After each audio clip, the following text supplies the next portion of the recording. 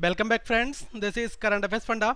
आज की इस वीडियो में हम बात करेंगे नोबेल प्राइज विनर जो 2016 के हैं वो किस किस फील्ड से बिलोंग करते हैं, किस कंट्री से बिलोंग करते हैं और उन्होंने ऐसा क्या कारनामा किया जिस वजह से उनको नोबेल प्राइज दिया गया। ओके, तो बेसिकली यहाँ पर मैंने 6 सिंबल्स जो आपको दिखाए हैं, ये 6 सिंबल डिनोट करते हैं कि 6 फील्ड में नोबेल प्राइज दिया जाता है।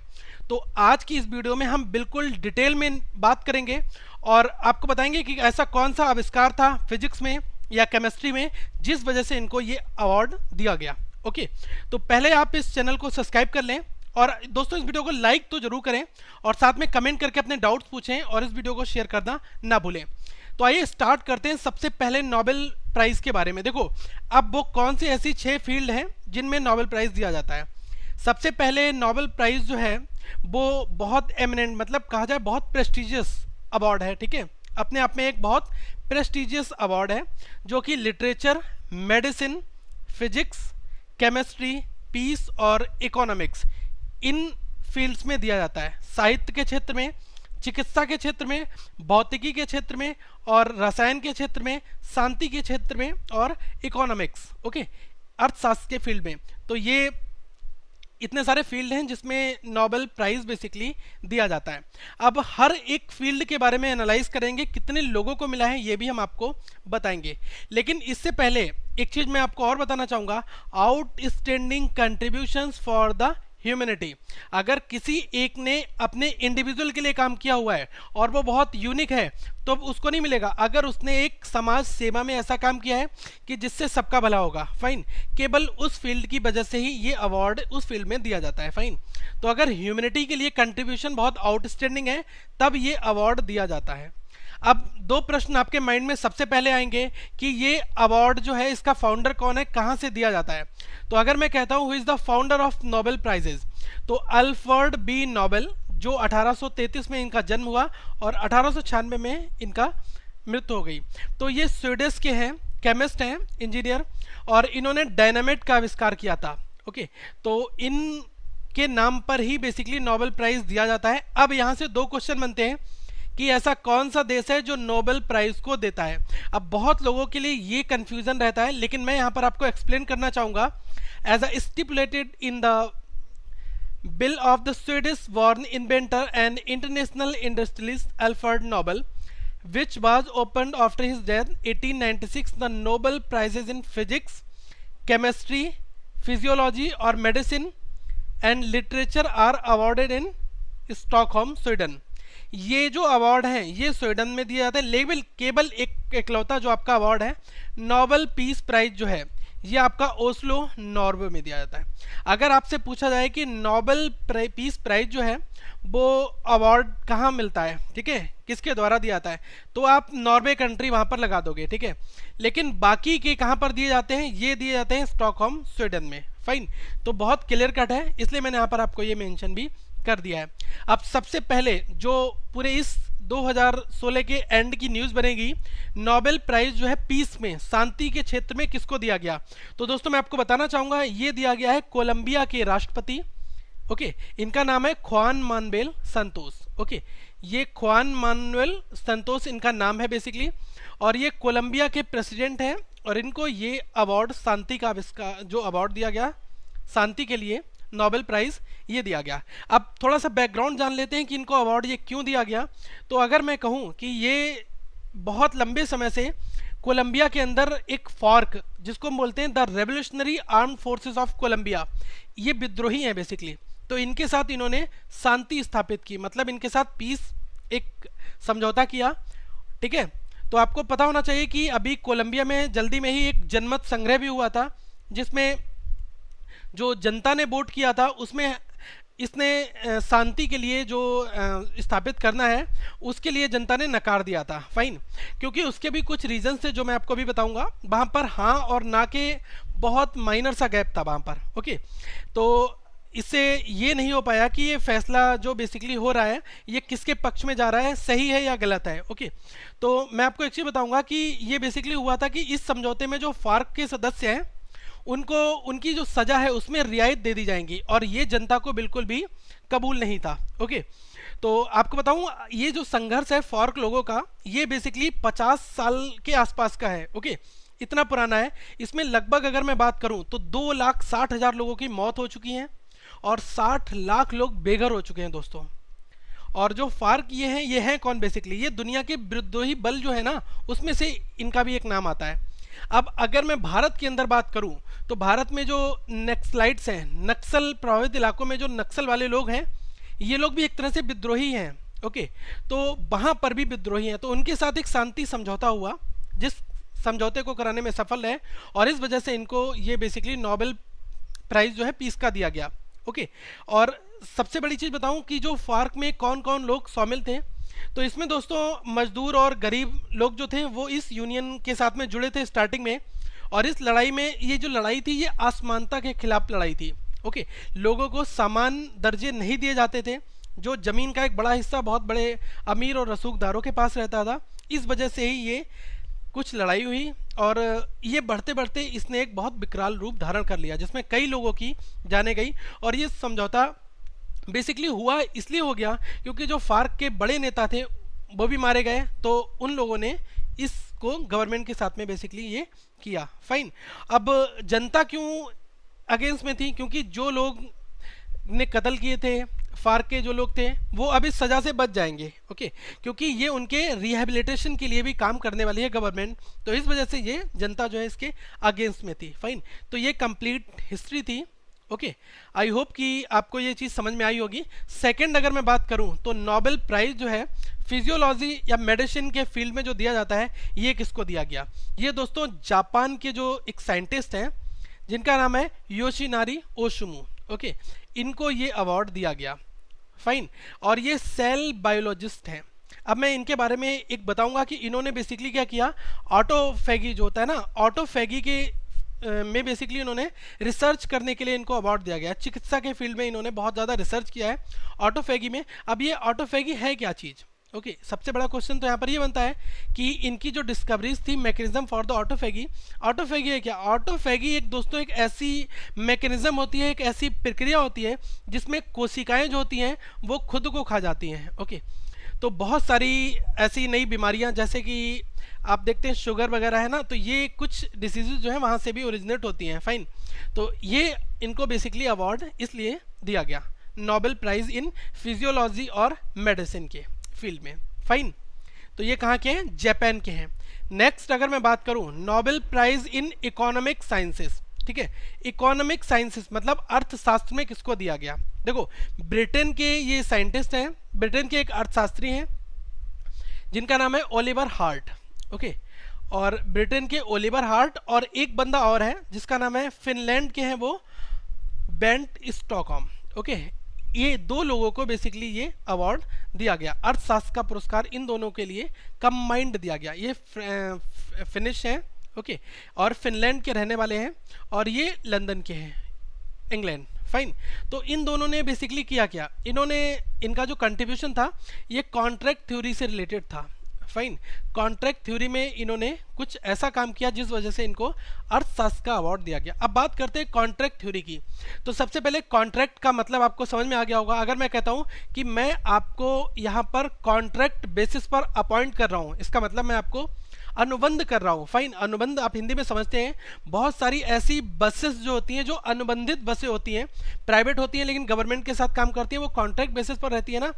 इनका बेसिकली क्या था, इन्होंने क्या कहा कि जो कॉन्ट्रैक्ट थ्योरी थी, अनुबंध सिद्धांत, इन्होंने ये बताया, इसमें इन्होंने कुछ ऐसे टूल तैयार किए जो ये बता सकें कि जो सार्वजनिक सेक्टर में जो लोग काम करते हैं, इनको एक फिक्स सैलरी दी जाए, बंधी हुई पगार दी जाए, और साथ में इनकी परफॉर्मेंस, इनके प्रदर्शन के अकॉर्डिंग इनको इनकी रकम अदा की जाए। ओके, तो इनका काम जो बेसिकली किसमें था, अनुबंध के कमजोर ढांचे को लोगों के सामने लाने का था। इस वजह से ही इनको ये अब ये पुरस्कार दिया गया। फाइन, नेक्स्ट अगर मैं बात करूं, नोबेल प्राइज जो है फिजिक्स में ये किसको दिया गया? फाइन, तो अगर मैं बात करूं नोबेल प्राइज फिजिक्स में 3 लोगों को दिया गया। तो ये 3 लोग आपके सामने हैं। ओके, अब लाइन से अगर मैं एक एक पर्सन की दोस्तों बात यहाँ पर करूँ, तो सबसे पहले पर्सन की मैं बात करूँगा, इनका नाम है डेविड थोलुस। ओके, अब मैंने इनको पहले क्यों कर रखा है, देखिए डेविड थोलुस, और सेकंड पर मैंने रखा है ये हैं डंकन हेल्डन, और तीसरे पे हैं कास्टरलिड्स। तो अगर मैं आपको बताऊं तो जो फिजिक्स में अवार्ड दिया गया है ये कंप्लीट एक प्राइज मनी होती है, और ये 3 लोगों को दिया गया है, तो इसके डेफिनेटली 3 हिस्से किए गए होंगे। लेकिन मैं आपको बताना चाहूँगा कि कोस्टल लिड्स को हाफ प्राइज मिला है बेसिकली। और अगर मैं बात करूं डंकन हेल्डेन की तो इनको भी हाफ प्राइज दिया गया है। और अगर मैं बात करूं डेविड थोलस की, इनको ये यूके के हैं, इनको अवार्ड दिया गया है बेसिकली हाफ। ओके, इनको हाफ दिया गया है फ्रेंड्स, सॉरी इनको 1/4 अवार्ड दिया गया है। यहाँ पर माफ कर देना, यहाँ पर आप 1/4 ऐड कर सकते हैं। ओके, बेसिकली एक अवार्ड के 3 हिस्से होते हैं। ओके, तो क्या हुआ, पहला जो हाफ था वो इनको दे दिया गया, और बाकी जो 2 हाफ बचे मतलब 1/4 और 1/4, ओके, ये किसको दिया गया, ये दिया गया इन 2 लोगों को। ओके, यहाँ पर आप अपडेट कर लेना, ये जो कोस्टल लिड्स हैं इनको हाफ दिया गया है, और डंकन हेल्डेन को है इनको भी 1/4 दिया गया, इनको 1/4 इनको 1/4, और हाफ प्राइज किसको दिया गया, डेविड थोलस को। फाइन, नेक्स्ट इन्होंने बेसिकली किया क्या है, इनकी जो थ्योरी है, डिस्कवरीज जो है वो topological phase transitions and topological phases of matter. Okay, इन्हें भौतिकी के फील्ड में ये बेसिकली इन्होंने कंडेंस्ड मैटर थ्योरी निजात किया है, इस वजह से इनको ये अवार्ड बेसिकली दिया गया। ओके, अब बात करते हैं केमिस्ट्री में किन को दिया गया। ओके, तो केमिस्ट्री में अगर मैं बात करूं तो सूक्ष्म आणविक मशीन बनाने के लिए ये अवार्ड दिया गया। जो बहुत स्मॉल मॉलिक्यूलर मशीन्स हैं वो बनाई हैं इन्होंने, इस वजह से इनको अवार्ड दिया गया। और यहाँ पर बेसिकली 3 अवार्डीज़ हैं हमारे पास में। पहले अवार्डीज़ हैं, इनका नाम है दोस्तों बेसिकली सर फ्रेजर स्टोडार्ट। ओके, ये यूएसए से हैं। सेकंड अगर मैं बात करूँ जीन पियरे सोबेज, ये फ्रांस के हैं। और थर्ड की अगर मैं बात करूँ तो ये नीदरलैंड के हैं, इनका नाम क्या है, बेर्नल्ड लुकेस फेरिंगा। ओके, इन्होंने बेसिकली किया क्या, इन्होंने अगर मैं बात करूं तो इन्होंने सूक्ष्म आणविक मशीन बनाई, और ये फ्रांस, ब्रिटेन और नीदरलैंड 3 जगह के साइंटिस्ट थे जिनको ये नोबेल प्राइज इन केमिस्ट्री दिया गया। नेक्स्ट बात करते हैं नोबेल प्राइज इन लिटरेचर, साहित्य का नोबेल प्राइज किसको दिया गया, बहुत ज़्यादा इंपॉर्टेंट है। अगर मैं बात करूं नोबेल प्राइज इन लिटरेचर, ये दोस्तों दिया गया साहित्य का नोबेल प्राइज जो है, ये कवि और गायक हैं जिनका नाम है बॉब डिलन। बॉब डिलन को ये अवार्ड बेसिकली दिया गया। और स्वीडिश एकेडमी ने यहाँ पर एक बात कही थी, उन्होंने कहा कि डिलन ने अमेरिकी संगीत जो है, अमेरिकी गीत है, इसकी लंबी परंपरा को बहुत आगे बढ़ाए रखा और इसकी काव्य शैली विकसित की है बेसिकली, तो इसलिए इनको ये अवार्ड दिया गया। और जहाँ तक अगर मैं बात करूँ तो स्वीडिश एकेडमी की जो परमानेंट सेक्रेटरी हैं जिनका नाम है सारा दिनियस, यहाँ पर मैं लिख भी दे रहा हूँ, बहुत इंपॉर्टेंट भी है, स्वीडिश एकेडमी,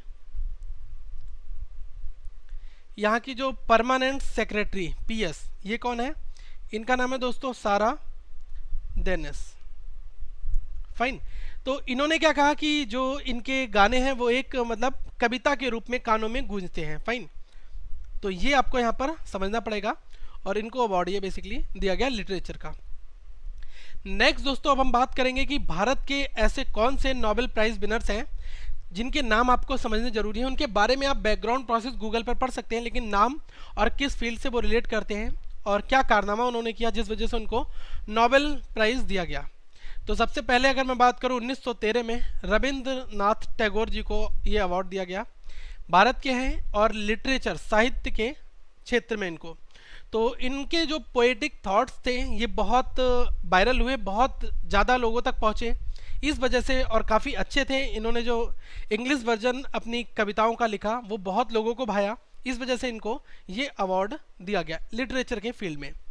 सेकंड अगर मैं बात करूं सीवी रमन जो साइंटिस्ट थे और फिजिक्स के साइंटिस्ट हैं, इनको फिजिक्स के फील्ड में अवार्ड दिया गया। फाइन, फिजिक्स का नोबेल प्राइज़ भारत के हैं। इन्होंने क्या किया, इन्होंने दोस्तों जो स्कैटरिंग ऑफ लाइट होता है ना, उसकी इन्होंने डिस्कवरी की और बाद में उसको क्या नाम दिया गया, रमन इफेक्ट। अगर मैं नेक्स्ट बात करूं HR खुराना, HG खुराना मतलब हरगोविंद खुराना, ये बेसिकली अमेरिका के हैं लेकिन हैं ये भारतीय मूल के। ओके, अब ये अमेरिका में जाकर बस गए, वहाँ की इनको नेशनलिटी भी है। अगर मैं बात करूं तो इनको जो दिया गया फिजियोलॉजी और मेडिसिन के क्षेत्र में दिया गया। इन्होंने क्या किया, जो जेनेटिक कोड होता है इसकी इंटरप्रिटेशन की, और इन्होंने बताया कि प्रोटीन सिंथेसिस में इसकी फंक्शनलिटी क्या है, कैसे फंक्शन करता है, ये इन्होंने बनाया। अगर मैं मदर टेरेसा की बात करूं, 1979 में ये मदर टेरेसा को दिया गया नोबेल का पीस प्राइज।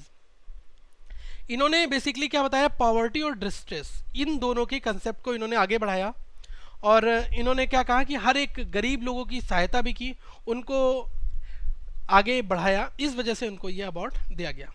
अगर मैं बात करूं नेक्स्ट सुब्रमण्यम चंद्रशेखर की, तो ये भारतीय हैं, अमेरिकी मूल, और भारतीय मूल के अमेरिकी हैं ये, और इनको भौतिकी फिजिक्स के फील्ड में अवार्ड बेसिकली दिया गया। दोस्तों अमर्त्य सेन का नाम आपने सुना ही होगा, बहुत एमिनेंट, बहुत दिग्गज हस्तियां हैं, भारत के हैं, और इन्होंने इकोनॉमिक स्टडीज़, मतलब कि जो इनका कंट्रीब्यूशन इकोनॉमिक्स में है, इस वजह से इनको ये अवार्ड दिया गया। नेक्स्ट अगर मैं बात करूं वेंकट रमन रामकृष्णन, तो वेंकट रमन रामकृष्णन जो है ये भारतीय मूल के यूएसए में रहते हैं बेसिकली, और इनको केमिस्ट्री में ये दिया गया। फाइन, इन्होंने राइबोसोम की स्टडी की और इसके फंक्शंस को बताया, इस वजह से इनको ये अवार्ड दिया गया। बात करते हैं कैलाश सत्यार्थी की, जिनको 2000 अभी लास्ट में ही दिया गया था, 14-15 में, तो ये भारतीय मूल के हैं। और अगर मैं बात करूं कि नोबेल का पीस प्राइज इनको दिया गया, यहाँ पर 2014-15 आप कर लीजिएगा।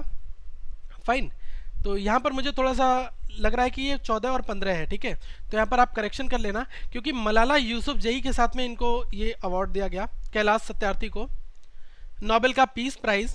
और आपने सुना होगा इनका एक एनजीओ भी है, बचपन बचाओ आंदोलन इन्होंने किया, जिसमें इन्होंने उन गरीब बच्चों को जो बेसहारा हैं और जिनको शिक्षा नहीं मिल पा रही है, जो छोटे बच्चे हैं, कूड़े भी बीनते दिखते हैं, होटल में काम करते हैं, उनको उस बिजनेस से हटाकर एक मेन फ्रेम, मतलब कि स्टडी की ओर इन्होंने लाया, इस वजह से इनको नोबेल का पीस प्राइज, शांति का पुरस्कार दिया गया। तो ये थे दोस्तों भारत के टोटल लोगों की लिस्ट। साथ में आपको एक चीज़ और बताना चाहूँगा, टोटल अभी तक 835 इंडिविजुअल्स को ये अवार्ड दिया जा चुका है, जिसमें 791 मैन हैं और 44 लोग जो हैं, ये कौन है, ये वुमेन है। 21 ऑर्गेनाइजेशंस हैं साथ में, इनको नोबेल प्राइज़ बेसिकली अवार्ड दिया गया है, और कुछ ऐसे भी जिनको एक से ज़्यादा बार भी दिया गया है।